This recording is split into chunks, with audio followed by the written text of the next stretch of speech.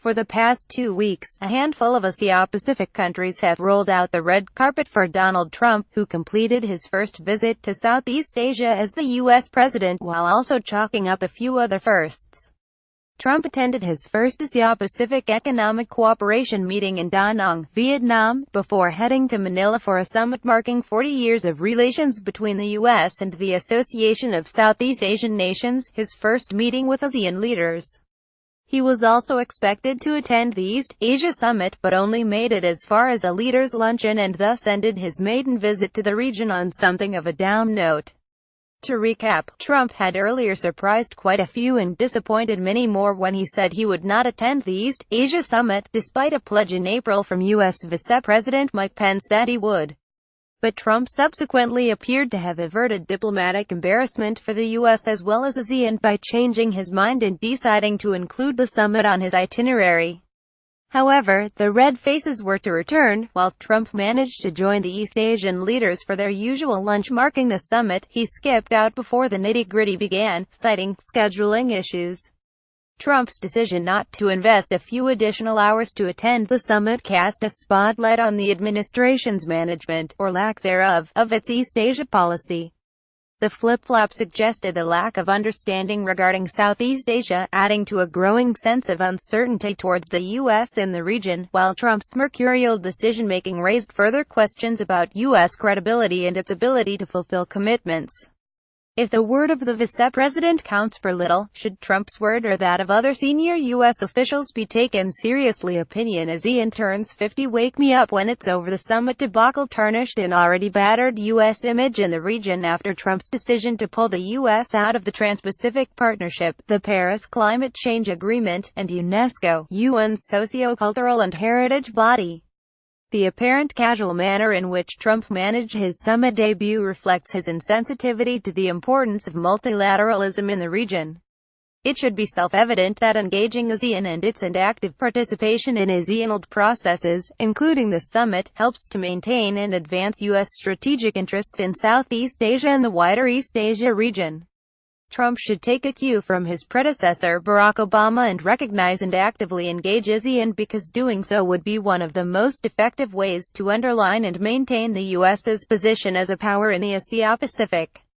America's $300 billion $2.34 trillion foreign direct investment stock in the region may stand on less stable ground if Trump does not understand this logic and fails to use enormous U.S. resources to maintain open liberal trade and stable security.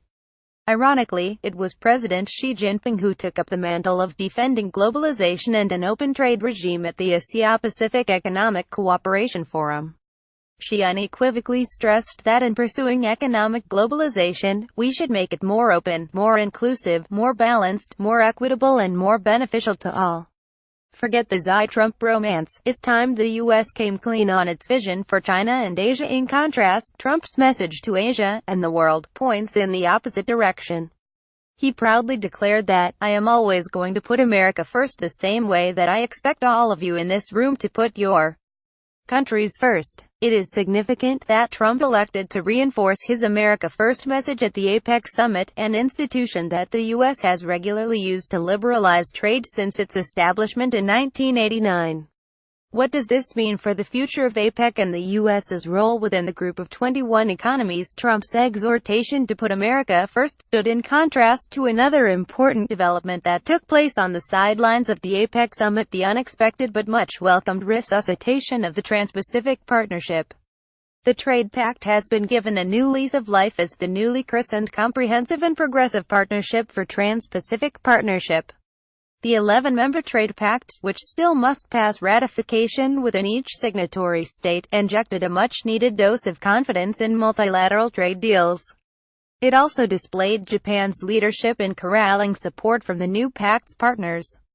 The fact that Japan stepped up when the U.S. appeared to be faltering on international trade issues bodes well for the region. With the Trump administration distracted by a troubled political agenda at home and its foreign policy focused on other regions, it was reassuring to see other viable leadership options.